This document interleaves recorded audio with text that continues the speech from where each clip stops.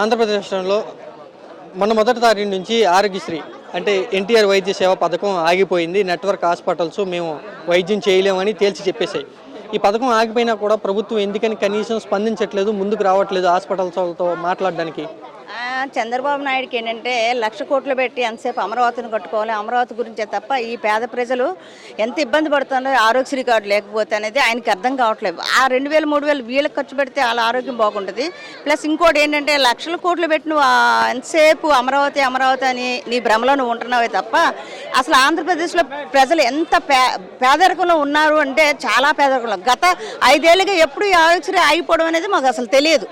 ఎందుకంటే జగన్మోహన్ రెడ్డి గారు ఉన్న హయాంలో మాకు అసలు ఈ ప్రాబ్లం రాలేదు. ఆయన దిగిన కొన్నాళ్ళ వరకు కానీ ఉన్నట్టుండి కార్డు తీసి పారేశారు.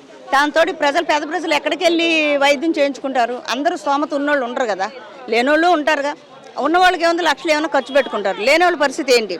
మరి చంద్రబాబు ఎందుకు ఇలా చేస్తున్నాడో నాకైతే అర్థం కావట్లేదు. తప్పనిసరిగా చంద్రబాబు నాయుడు గారు బుద్ధి తెచ్చుకొని కనీసం పేద ప్రజల గురించి అయినా సరే కొద్దిగా ఆలోచించాలి. అందులో ఏపీ అంటే మరి చిన్న చూపు చూస్తున్నారు. మీరు ఎందుకు మరి మాకు సీఎం అయ్యారో మా దురదృష్టం అది. కానీ గత ప్రభుత్వంలో అయితే మేము అన్ని రకాలుగా లబ్ధి పొందారండి. పేద ప్రజలందరూ కూడా ఒక పూట తినేవాళ్ళు కూడా 2 పూటలు తిన్నారు. ఈ రోజు ఆ ఒక పూట తినేవాళ్ళకి కూడా తినే అవకాశాన్ని కూడా ఇవ్వట్లేదు చంద్రబాబు. ఆగిపోవడం వల్ల అంటే ఎన్టీఆర్ వైద్య సేవ ఆగిపోవడం వల్ల ఎవరికి నష్టం? ఎవరికి నష్టం అండి? ప్రజలకే నష్టం అండి, పేద ప్రజలకు నష్టం కాదా? ఆరోగ్యశ్రీ ఆగిపోవడం వల్ల ప్రతి ఒక్క ఎవరికి ఏ రోగం వచ్చినా ప్రతిది ఆరోగ్యశ్రీకి పట్టుకొని వెళ్ళిపోయేవాళ్ళం. లక్షలు ఖర్చు కూడా మనం ఫ్రీగా చేసేవారు వైద్యం. అది ఆగిపోయి ఇప్పుడు పేద ప్రజలు ఎంత బాధపడుతున్నారు, అది సంగతి. కనుక ఏదేమైనా చంద్రబాబు నాయుడు గారు కొద్దిగా ఆలోచించి, మరి మీరు ఒక సీఎం కనుక మేము ఏం మాట్లాడలేకపోతున్నాం, మేము మాట్లాడంటే మాట్లాడచ్చు, కానీ మీరు అర్థం చేసుకొని ముందు ఆరోగ్యశ్రీ కార్డుని మళ్ళా స్టార్ట్ చేస్తే పేద ప్రజలకు మెయిన్ బాగా ఇంపార్టెంట్, ఉపయోగపడుతుంది. పేద ప్రజలే కదండి, మేము కూడా ఆరోగ్యశ్రీలోకే వెళ్తామండి.